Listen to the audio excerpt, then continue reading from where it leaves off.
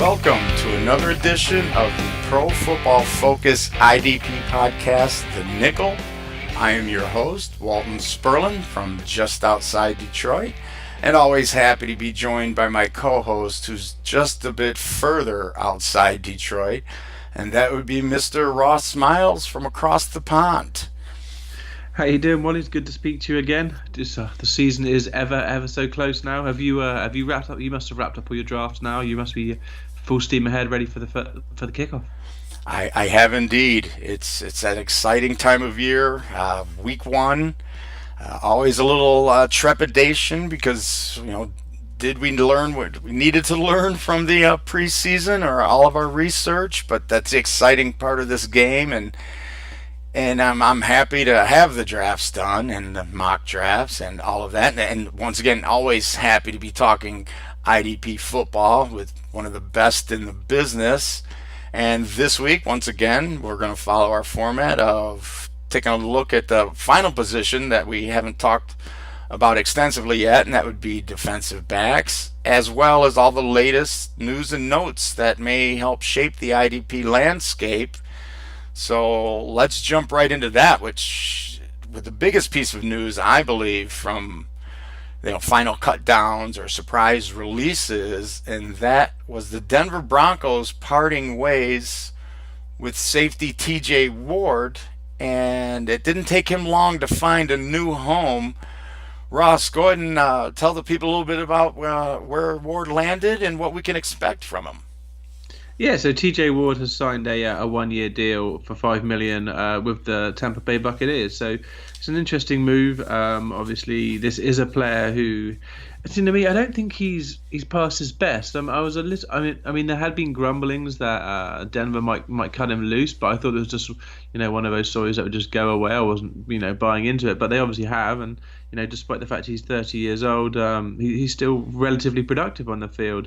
He forced 5 fumbles last year and had 3 sacks. 5 fumbles and 3 sacks over the last 2 seasons. So he's still able to get and make an impact. So I still think he has some relevance in Tampa Bay next season. I completely agree. That's big news, especially for defensive backs, which don't always spend a lot of time talking about. But I had actually written a piece earlier this year for Pro Football Focus talking about some surprise players. And one I had mentioned was J.J. Wilcox because he had signed with Tampa Bay and they were looking for help at the safety position. And he had stepped in in Dallas for Barry Church at times when he was hurt. So I was high on him. Well, with the signing of Ward, Wilcox is now gone. He's a Steeler, so I'm excited about Ward. I think should we expect him to probably be maybe even a week 1 starter, step in next to Keith Tandy? That would be a pretty decent safety duo. Yeah, I mean, I think Ward's going to start week 1. As far as I can tell, I don't see why he wouldn't. He was there present in the off season for the Broncos, so he's a better player than Wilcox. Where he's going to rank is going to be interesting. I think we're still reacting in our rankings, but for me, I think we had him around 17 as a Bronco, and I'm probably not going to make too big a change to where he's going to rank for Tampa Bay. Maybe knock him down a little bit because with Levante David and Quan Alexander in front of him. Maybe not going to get quite as many tackles, but yeah, for me, he's still, bottom end DB2. I agree again. I believe I placed him at like 16 or so. I don't have my rankings right in front of me, but I was definitely, I think I might have maybe I was lower on him. I might have moved him up a couple spots, and I might be, anticipate his production a little quicker than it's going to come. I know he's got to learn the system, but again, he's a natural tackling machine if he puts his mind to it. You mentioned the big plays, so I'm excited to see what Ward can do there. And so now let's move on to somebody we have talked about, and he's dealing with an ankle issue. The Chargers have placed Denzel Perryman on injured reserve, so that means week 9 is the first week he can return, something along those lines. So this is very good news for another player that I know we've touched on, but expand a little bit on who people hopefully were either handcuffing if they held on to Perryman or just saw the Perryman news. There's a player they should have been snatching up in drafts. Talk a little bit about who we like at linebacker for the Los Angeles Chargers. Yeah, well, we're fully expecting Korey Toomer to assume the role in the middle. Obviously, initially the projections on Perryman's injury were 4 weeks. Maybe two, maybe he's going to miss the first couple of games of the season. Then it sort of went out a bit further, and now obviously he's elected to have surgery, and he's going to be out for a minimum of 8 games. So Toomer's value is suddenly his value has skyrocketed. If you take into consideration how long the fantasy regular season is, it's going to be typically going to be 11, maybe 12 weeks. So yeah, he's going to be there for at least 8, potentially more. Obviously, Perryman might not be back on the field running at full speed immediately just because those 8 weeks are up. So, Toom for me, I would have him ranked sort of like a high LB3. Just I don't know, he could potentially outscore that on a week to week basis. But obviously, there's a cap to his value because we're fully expecting Perryman to return to the job once he's healthy. Right, and you make a good point that even once he does return to the job, this is somebody coming off of an ankle injury, which always give me pause when dealing with guys that need sharp cuts, a fast push off, things like that. So Toomer may still maintain a role as Perryman gets back into game shape. So it's not like as soon as Perryman's activated, Toomer owners need to say, okay, I can be done with him. No, hang on to him, see how things shake out. And speaking of shaking out, this has kind of become a weekly sad for Ross update part of our podcast, and that's the ongoing drama of the Aaron Donald status and his holdout, and maybe there's reason for people to be optimistic, Ross. The floor is yours. It's once again Rams update time. Yeah, so the Aaron Donald holdout rumbles on. Definitely been mixed news. Definitely mixed news. So it's been reported that the front office met with Aaron Donald's agents. They flew out, I believe, to Atlanta to have a chat. Obviously there hasn't been if there was positive news, we would hear about it. So nothing's come out of that to suggest the return is any closer. Obviously, Donald has skipped all of training camp, and his holdout has been threatened to hold out to the regular season. It very much looks like it's going that way. We are definitely running out of time to get anything sorted. That being said, I did see a couple of articles. I was doing my due diligence and seeing, it's close now. It's really close. Saw an article, Sean McVay saying he hasn't ruled out Donald from participating in week 1 despite his long holdout. Obviously, if he does decide to show up, if they get something sorted, he's a talented enough player to arguably get on the field. Whether it be a full quantity of snaps is debatable, but yeah, I mean, for me that is probably more of a tactic getting in the head of the Colts. You want to dangle it out there. There's at least some chance that Donald might turn up. You don't if they know they're definitely preparing without Donald. It's a different kind of mindset, I think. Exactly, and as you mentioned, would it be a full complement of snaps? Will they ease him in? Hopefully he's been working out, staying in shape. Obviously, that hasn't been with the team, but again, he's a talent that it just shines out on the field. I could see him still, especially, well, he's a defensive end now, but with we've talked about it, the lack of depth at the defensive line. I think if he suits up for week 1, and I don't have him on a lot of teams, but I don't see not playing him, depending again on your roster depth. And I think luckily for the Rams, that their first game of the season is the Colts, with Scott Tolzien at quarterback, I believe, was announced. So, there's the Rams defense, maybe even sans Donald, is still in a pretty good matchup against an offense that I think is going to struggle with a career backup at the reins. But again, and I've made myself very clear on this, I just hope they get this done. That team needs stars on the field. The league needs them. IDP football really needs them. So hopefully they get everything sorted out. We get all the business side of this done so we can get back to watching the sports side of it, which we enjoy so much. Yeah, we definitely need to see him on the field. He is one of the biggest names on the defensive side of the ball. Whether he plays in I mean, now he's in LA, it's a bigger market, so he's definitely a highlight player right these days. Yeah, and speaking of getting things sorted out, Washington Redskins safety Su'Al Cravens has been placed on the exempt left the squad list, and there's this story cropped up last week, and it seems like a few different angles to it. They're saying, I believe in our notes here, beat writer Mike Jones is saying, he'll be sidelined for at least a month, and there was talk that the team had to talk him out of retiring Ross, and that's he's a young player, but there's probably reasons for that, or I'm sure there's issues we don't know about. But talk a little bit about some of the things Cravens has had to battle through, and is this just somebody we go ahead and cut bait on just till this whole thing sorts itself out?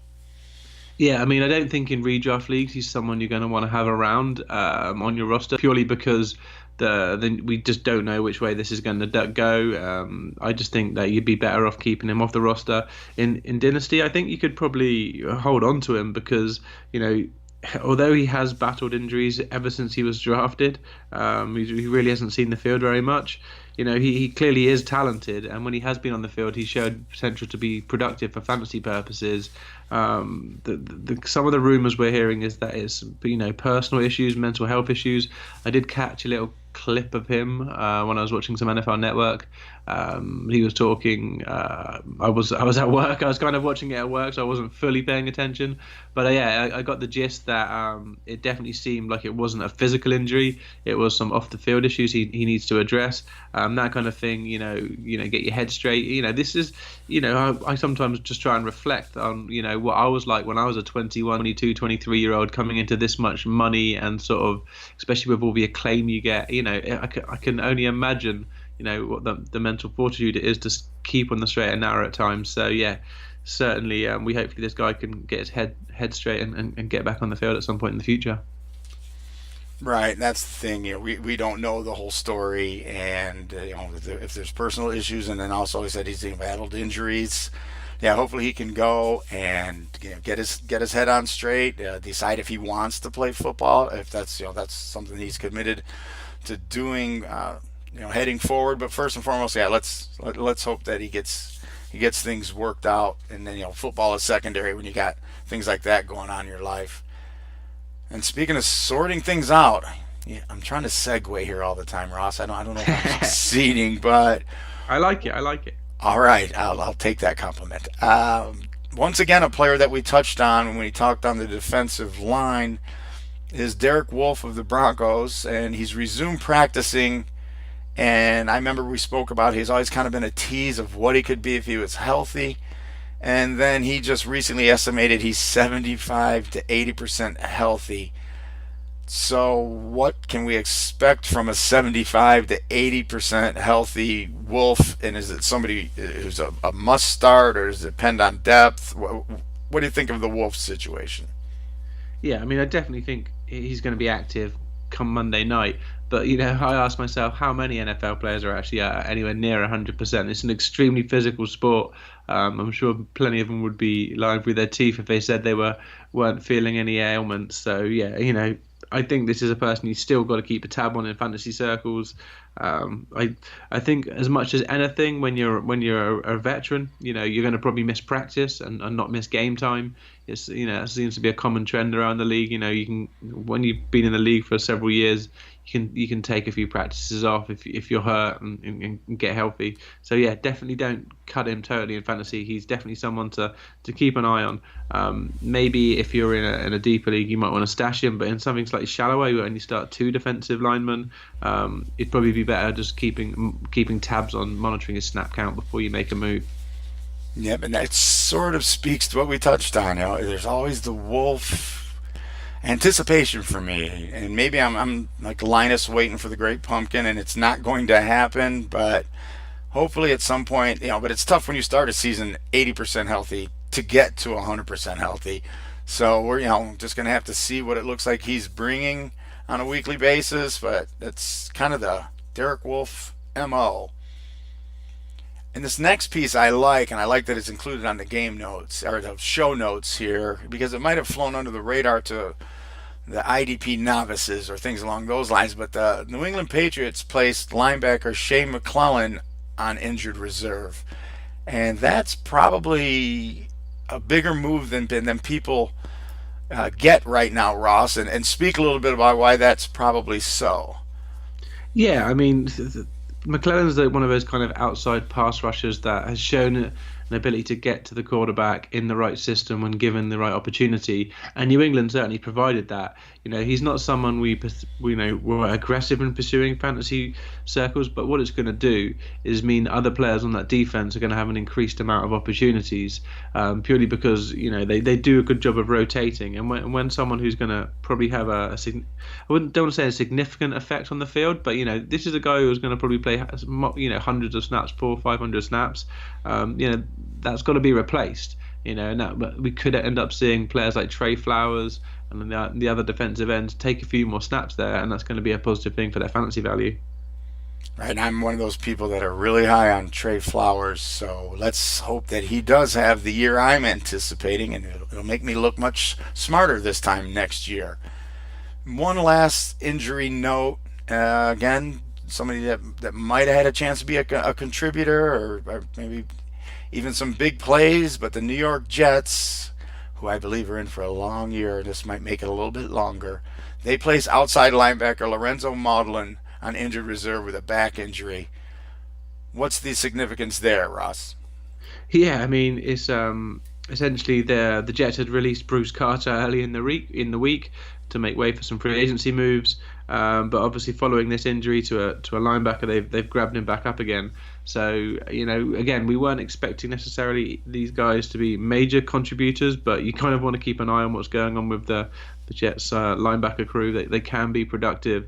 What's interesting to me is Maudlin's a guy who was touted relatively highly as a rookie when he came into the league a few years ago. Obviously, like I said, we normally keep an eye on this situation in New York, and he's never really delivered. And for me, this was pretty much getting to the end of my tether. If he couldn't start producing this season and really take a decent step forward, he was probably going to be gone from most of my rosters that I would hold him on in dynasty leagues. But yep, injured reserve is kind of the end of the line for me on him. Did I just hear you say dynasty? Oh my, what is going on here? But I agree with your evaluation completely, and you never like to see significant back injury when talking about someone. It's funny, when I'm obviously being English, I live in England, so I often say American. I say garbage rather than rubbish a lot, and just because I talk to people like yourself on the podcast and Jeff, and obviously so I have all these American phraseology that sneaks into my language, but I think sometimes when I'm on the podcast, I slip into trying to use the English ones deliberately, and then when I forget, I slip into American again. It just keeps things interesting. So, you never know what you're going to get from me. That's right. It keeps everybody on their toes. So, the listeners don't get bored on a weekly basis. And you can never get bored when we're talking IDP, Wally. Come on.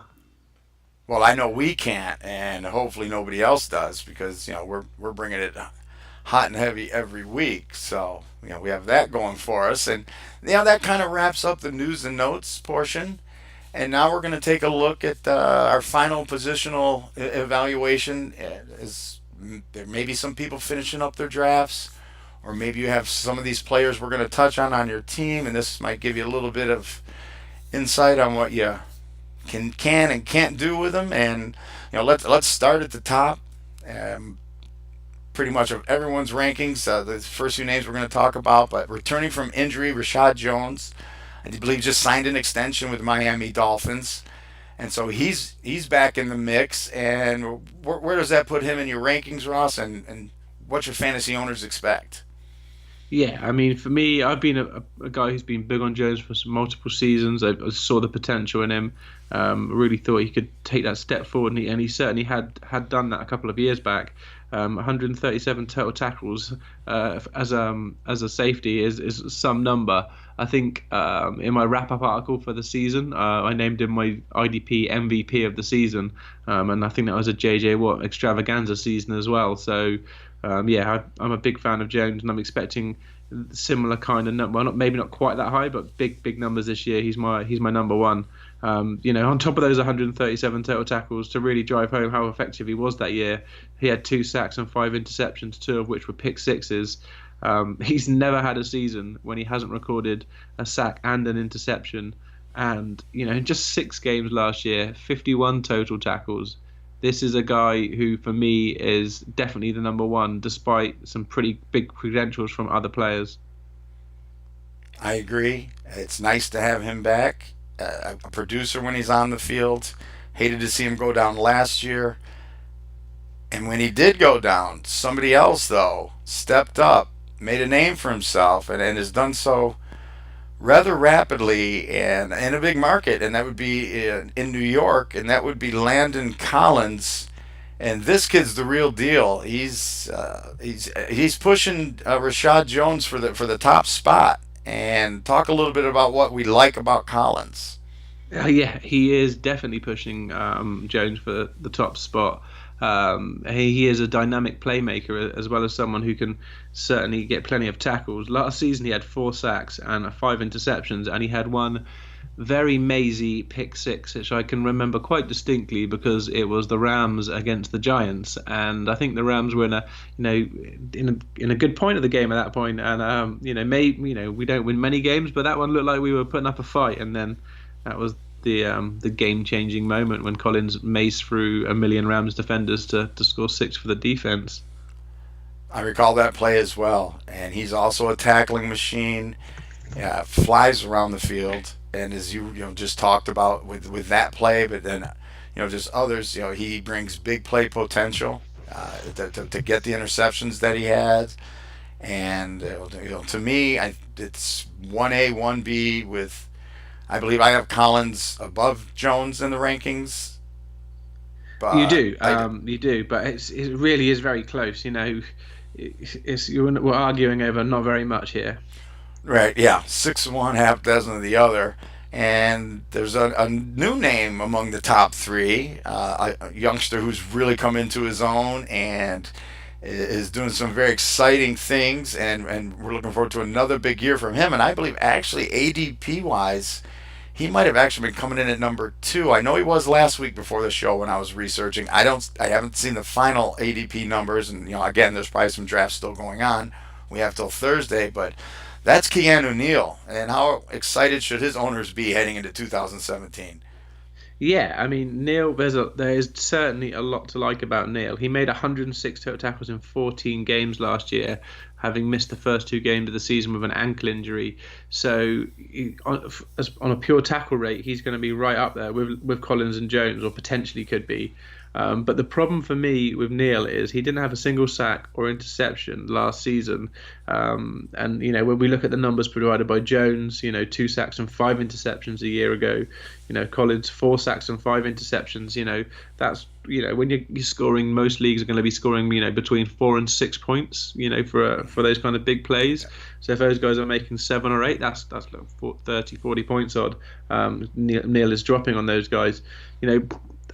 That's not to take away from his ability. He did force 5 fumbles last season. He clearly knows how to find the ball, and that is a trait that we've seen, a trait that's easy to project as being repeatable. Players like Charles Tillman have shown if you're good at forcing a fumble, you're good at forcing a fumble. It's not necessarily the same with interceptions. That's more about being in the right place at the right time. For me, it's not as easy to predict. So I think that Neil, bearing in mind how much of a playmaker he is and how much he's shown he can get around the ball, I would be very surprised if this was another season without any interceptions or sacks. There's definitely the scope for him to step up and challenge. But for me, until I see that kind of production, he has to stay number 3. That's exactly right. And my thinking as well, like you said, forcing fumbles, that's a nice big playability to have. And you mentioned Peanut Tillman, who pretty much perfected it. But as far as sacks, again, that's going to be scheme, oriented. Do they give him a chance to get after the quarterback a lot? And maybe that's something as he matures as a player, they're going to see in his game, or they're going to, school him on it, how he'll do it. Again, with interceptions, like you said, when you're somebody who's around the ball as much as Neil is, and you get there with the velocity he can bring, and to get his nose in there. Yeah, there's the interceptions are going to come, and like I say, he's a young player, so there's time for those things to come. But as you also said, and hit the nail on the head, until we see it, let's go with the guys that we've seen it from. And Exactly. yeah, And Exactly. I mean, my worry with Neil is I don't know if you'll obviously remember, whether the listeners do. Curtis Lofton. For me, he was a really exciting linebacker for many seasons, but once there was a period of fantasy over several years where linebackers just became much more dynamic in their scoring, and they started making all these turnovers, and Lofton's game never really got there. He was just a tackle producer, and he fell down the rankings because of it. And until we see Neil turn the corner and prove he's not the defensive back version of Curtis Lofton, I'm just gonna just keep him a little bit behind. And there's another player I think we should definitely talk about, Wally. That's Eric Reid, and the reason I'm highlighting him is because he's probably one of the players where we have very differing opinions. Jeff and I have him both ranked 22 and 28, but you've got him ranked as high as 5, and I think you can make a case. So I'm going to let you take the reins on Eric Reid and make the case why he's going to be a DB1 this coming season. right, there are a few reasons. First and foremost, he's finally having a chance to step in and play his natural position, which is strong safety. They'd been using him more at free safety than strong safety. They had the veteran Antoine Bethea there for the last couple of years. And if you want, take a look at Bethea's tackle numbers. He's always put up great numbers. But I see Reid as a much more younger, athletic version of Bethea, who's finally getting let loose. And he's even, I believe, spoken to this, just saying that he's a big guy, he's a fast guy, and he's always been someone that can tackle and loves to tackle.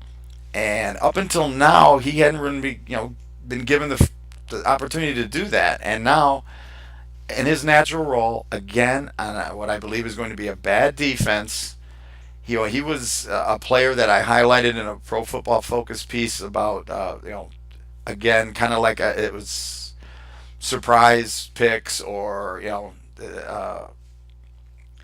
things that you think are going to happen that maybe are outside the norm or whatever. And I look at Reid and I say, this is a guy who's ready to step up and show what he can do. Again, on a bad defense, he's going to be on the field a lot, which means a lot of opportunities. So it was a bold prediction of mine that he would end with DB1 numbers. And so I wanted to back that up with my ranking, and I really believe that. So I'm excited to see what he does. I can't say I'm overly excited to watch the San Francisco 49ers on a weekly basis, but I am excited to see what Reid can do. Yeah, I mean, I think you make some valid points, and it's hard to disagree. This is a guy who did excite us when he got drafted. Moving to a system that's going to be more conducive to scoring and suit his play style and give him that opportunity to play the role he wants to play. That's definitely interesting. I can be guilty at times of looking too heavily in prior production and not necessarily projecting upwards. So the fact he's never topped 77 total tackles in a single season maybe concerns me a bit, but that's not to say it can't be done. Perhaps you're swaying me a little bit. You might rise in my rankings next time we go round. Well, look at that. I'm always happy to try and sway some rankings, but let's both face it. Unless we hear that coming from Jeff, we're still just toiling behind the master. Yeah, true. That is true. We'll have to get him on this podcast one week and tell us where we should be ranking these players. That would be helpful. That would be helpful not only to our listeners, that'd be very helpful to us, and very helpful to many of my IDP teams. And it definitely would. That's right. And speaking of toiling away, the next guy we're going to talk about has been toiling away for a while in the league, and he's now on the Carolina Panthers, and that's veteran safety Mike Adams. Mike. Yeah, go ahead. I was going to say, take it away on him, because it's probably a name that doesn't, off the bat, excite a ton of people, but it should. That's exactly my point. I think back to the number of articles I've written for Pro Football Focus over the years, and I wouldn't be surprised if Mike Adams was one of my most named players, because no matter how many times I tell people about how consistent and reliable he is, it just seems to, I don't know whether it's just his age. I mean, he's 36 now. This is his 14th season in the league. Even 3 or 4 years ago, you'd have been going, really, Ross? He's a 32-year-old veteran. He's just coming up to his 10th year in the league. Do you really want this guy on my team? And I'm saying, yeah, I do. This is his 5th team in the NFL. But over the last 3 years, this is the guy who's averaged 80 total tackles, 4 interceptions. This is averaged 4 interceptions, 2.3 forced fumbles, and 1.7 fumble recoveries. So yeah, 80 total tackles. I've just naysayed Eric Reid for never topping 77. But once you add on all these extra points from all these big turnovers, this is a guy who I think you're just going to sleep on. Like, no one's talking about him, and they never do. He's a DB2 for me, I think. Well, I say he's consensus 33 between all of us, so maybe he's a DB3, because even me, who's a fan of him, struggles to rank him over some of those, sexier young names. But come when the points start raining in, week 5, week 6, I wouldn't be surprised if he's crept back over to the DB2s for me. Right, a crafty veteran is something that can be a game changer on your IDP roster, and obviously that describes Mike Adams. Said he may not rack up triple digit tackles, but he racks up the big plays that we like, and generally stays healthy. There's you mentioned he's been on 5 teams, but he's generally been productive, and that means teams have wanted him. It hasn't been so much that teams have cut him and he sat out there on the waiver wire. It's that where he goes, he produces. Yeah, all of his stints have been solid, like 3 or 4 year stints. He hasn't really jumped around excessively. It's just the business of the NFL. He's not an elite player, so they don't always necessarily keep him around, and he's good enough to deserve solid money. Right, and you touched on it, kind of like what fantasy owners are probably doing. And you even mentioned maybe in your rankings you're doing this. Oh, there's a sexy younger name that I think this could be the year that this younger guy's better than Mike Adams, or Mike Adams' play falls off, and just like that hasn't happened in the NFL, it hasn't happened in fantasy. I mean, I think we all remember London Fletcher. I believe he was still racking up triple-digit tackles when he was 55 years old. So there's possibility out there. Yeah, guy was a hero, especially for me. That's why I chose that name. I figured with the Aaron Donald situation, you needed a little something to brighten your day. And now we've got one more player to talk about. And then I thought after that, I'm sure there'll be some time remaining.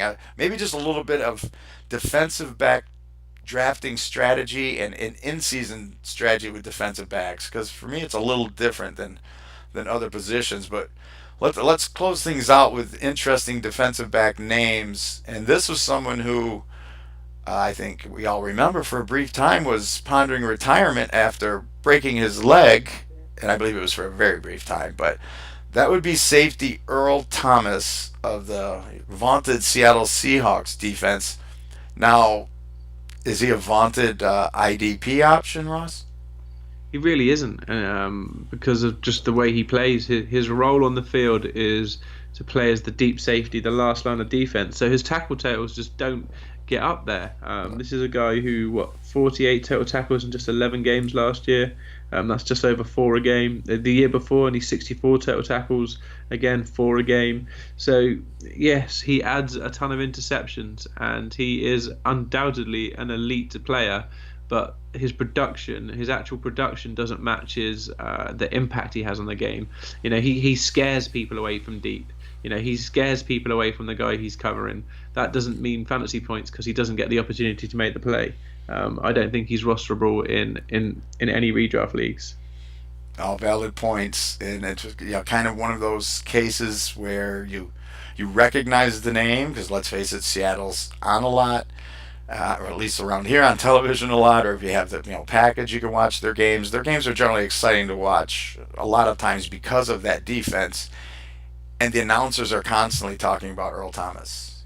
Earl Thomas is great at this, the things that you mentioned, and he is great at being avoided, really, as you said, or just keeping a top on the defense, capping his tackle potential, and we don't like that for fantasy purposes. NFL purposes, yeah. Great safety, a big part of that defense, winning Super Bowls, doing all that. But as you talked about the numbers, and you look at the numbers, and you look at the situation he's in, there's just not a ton of potential there. And year in, year out, he goes so high in drafts that it boggles. I haven't had him on a team in 3 years. Nope, yeah, agreed. I mean, the only spin we can put on this, literally the most positive I can be about his fantasy value, is that maybe someone wants to get crazy in the first couple of weeks and test him because he broke his leg and it was that bad. maybe. And then the only outcome that's going to benefit your fantasy, because as soon as they realize he's normal and it's Earl Thomas, then they're going to stay away from him. So the best hope you've got at that point is trying to trade him after. If it happens, say he made a pick and he has a pick one week and has a big tackle day the other, it's worth something in fantasy, then just try and trade him. Because I can't see how anyone's going to... he'll go back to regular Earl Campbell scoring. Earl Thomas scoring. Look at you showing some love my way, because Earl Campbell is my favorite all-time football player. I have my Earl Campbell throwback jersey. I still wear a University of Texas hat all the time because that's where he went. Oh, look at me mentioning London Fletcher and you throwing it right back with Earl Campbell. There's a lot of love on this show. That's what I'm sensing. Yeah, for sure. So with Thomas wrapped up, it's probably best we discuss in season strategy and maybe some draft strategy. Obviously, just a bit late in the day for the drafts now, but for me, Wally, when I'm drafting defensive backs, I tend to wait. Is that something you would concur with? I would completely agree with that, which generally means I'm not going to get Rashad Jones. I'm not going to get Landon Collins. But you will be getting Eric Reid with your ranking of him this year, though, won't you? I've gotten him in so many leagues. So folks, I put my money where my mouth is when I talk about these players, because I was crazy heavy on Reid and at a great position of value, which we've mentioned. So if he pans out, that's great. But yeah, I completely agree with waiting on defensive backs, and then it's safety heavy for me. Yeah, I mean, I don't think I would draft a single defensive back before I drafted my entire linebacker core nearly. Especially in shallower leagues. That's how much I'm willing to wait. I mean, if I think back over the years, some of the I mean, I remember going back, George Wilson was insane. You could draft that guy really, really late before he broke out with almost, I think, did he get triple-digit tackets one of those years? Yep. But there's been numerous safeties down the years that you can snipe towards the bottom of a draft, especially in friends and family leagues. If you're not talking about really serious competitive leagues, you often get such great value. You really are hurting your roster if you're an intelligent IDP gamer. You're hurting your roster if you draft one of the top safeties because you've had to reach for them. Right. The general rule of thumb for me is I want to have at least 2 defensive linemen and 4 linebackers, depending on the league format, how many we start at each position, before I even start to look at defensive backs, because like I said, I'm willing to say I'm not going to get those top 2. And as you mentioned, there's a good chance I'll get Reid. There's a good chance I'll get Mike Adams too. And exactly. That's what I'm talking about. I mean, for you especially, I haven't got an Eric Reid for me this year. I haven't got anyone I feel like I'm significantly high on for a sleeper safety. But for you, that is absolutely perfect. I mean, there's definitely seasons when you have players like Reid. Like I said, you've got Reid 5th. Jeff and I have only got him in the 20s at the minute. So definitely consensus rankings across the industry will definitely have you higher on Reid, and because it's been going to be borne out by the recent news as well. So that's the kind of thing you want to wait. Maybe for me, I might try and target someone like Jabril Peppers, who we've talked about numerous times on previous podcasts. Maybe he would be the guy I would try and target as my number 1 safety or defensive back. But yeah, you definitely, Mike Adams would almost certainly be on my roster. Right, and there's always surprises that happen. Like I believe D'Angelo Hall has now been moved to safety in Washington, and with Cravens out, and then there's am I planting my flag in the ground that D'Angelo Hall is going to have a great year? But no, that's somebody like that, and that kind of brings us to in-season managing of our teams, and that's the waiver wire and how important it can be for the defensive back position. Yeah, I mean, we've talked about drafting late, really late, so you're almost advocating a streaming style approach. You have to be flexible. If you're taking, risks or slight risk on some of these players because you've had to wait so long, you're gambling on upside. Be prepared to cut them if it's not panned out, and then pick someone else up. Pick up the cornerback du jour and maybe plug them in. Someone who's getting targeted. The rookie corner rule is something we've talked about. If you're playing in a league that requires you to start cornerbacks separately, it's not just defensive backs. You could just wait and draft, the first round rookie cornerbacks right at the end of the draft. and then if they haven't panned out, to see who's doing well. There's it's easy. Cornerbacks get easily looked over. Someone for me like Joe Hayden had been a really good fantasy quarterback, but he's had a couple of bad seasons. He's now been cut. Well, he's left the Browns and joined the Steelers. He's someone that probably doesn't feature in most leagues, and you could probably pick him up, and he could well be productive. And there's plenty of them around. Right, and where the waiver wires again important in that position, as he mentioned, it's like don't fall in love with a player. You drafted him late, and it's very important to watch the matchups throughout the year. It'll begin to unfold. We're just heading into week one, so we have an idea. We know New England's going to have a good offense. We know that I was about to just say that the Lions will throw the ball a lot, and they will, but you'll be able to find those numbers and find that information. What cornerbacks are being targeted on a weekly basis by this quarterback. So for me, I have no problem, as you mentioned. It's like streaming defenses, which is all the rage now. Streaming cornerbacks. I think you can just stream defensive. I mean, you're probably going to want to look in. It depends how many you have to start. Say you start 2 safeties in a corner or 3 defensive backs. If you lock in one definite start on your roster, someone you've drafted, you feel confident about, and then you could probably almost have someone fringe, a late punt, and hopefully it pans out, and then you could stream the third one. And I would even consider not having a bench, any safety, any defensive back bench in shallower leagues. If you say you're playing in a league where you've only got 6 to 8 bench players across offense and defense, I would definitely consider not having a single defensive back on my roster. That's an excellent point. Yeah, if you're not forced to, roster depth at that position, it's just out there as we're talking about. It's out there on the waiver wire, and I said it could be names that we haven't even really heard of before. Obviously Denver, and I believe his name is Simmons. Is it Justin Simmons? Obviously they're high enough on. I believe that's him that he's that Ward was able to be let go. And you also have Darian Stewart there. Not a very exciting name, but a guy that when he's been healthy has always produced. And I bet there's plenty of leagues that weren't expert leagues where he wasn't even drafted. And he's someone, as long as he can stay healthy, then he's a sneaky good name to draft really late. And as we've mentioned, if he's struggling or someone else on the team has stepped up, that's the thing. Don't be afraid to pull the trigger on waiver wire moves, especially at defensive back. I'm probably guilty of, and I was last year with Levante David, of hanging on to somebody having an off year, or what seems like an off year or off couple of weeks for too long. But with defensive backs, that's not the case. You got a 1 week leash with me. Yeah, I mean the thing I find with defensive backs is it's not the sexiest pick. We're using that word again, but you'll be able to find someone that's almost like a banker for 4 tackles a week, 5 tackles a week. They're not going to do anything else, but that's enough. If you've waited and waited and waited at defensive back, that means you're going to have a good roster elsewhere.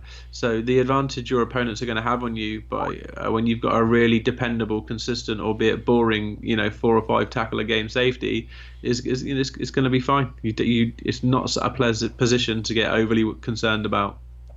Right. That's why I sometimes jokingly refer to the defensive backs as the disposable pet. The hamster. There's plenty of them. There's plenty of them at the pet store, or the kicker of the IDP realm. Yeah, because again, you don't want to bite on them early. That's if people are doing that, and sometimes they'll do it on name recognition. I remember back when I first started IDP, Champ Bailey would always get drafted high by someone, and I knew enough by reading and listening to people like you, Ross. Big name doesn't always mean big production.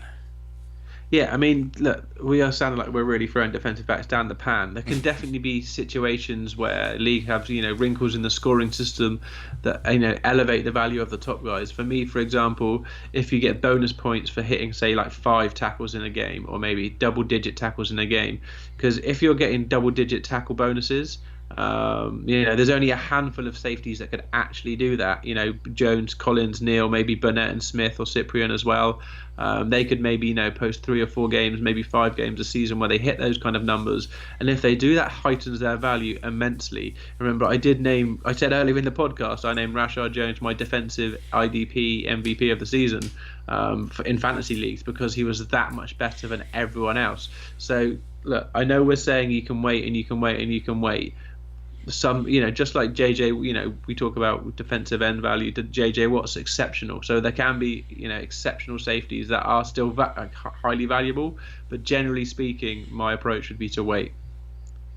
Once again, excellent advice from one of the best minds in the business. And once again, we are up against it time-wise. It's week 1, folks. It's going to be very exciting, and we're going to be back next week to talk about what happened and the news and what to expect, and we can't wait to get back and talk to you again next week. Yep, it's going to be a great show. It's just going to be great to talk about actual live regular season football. There'll be box scores to discuss. There'll be people who had outstanding performances. So until that time, adios amigos.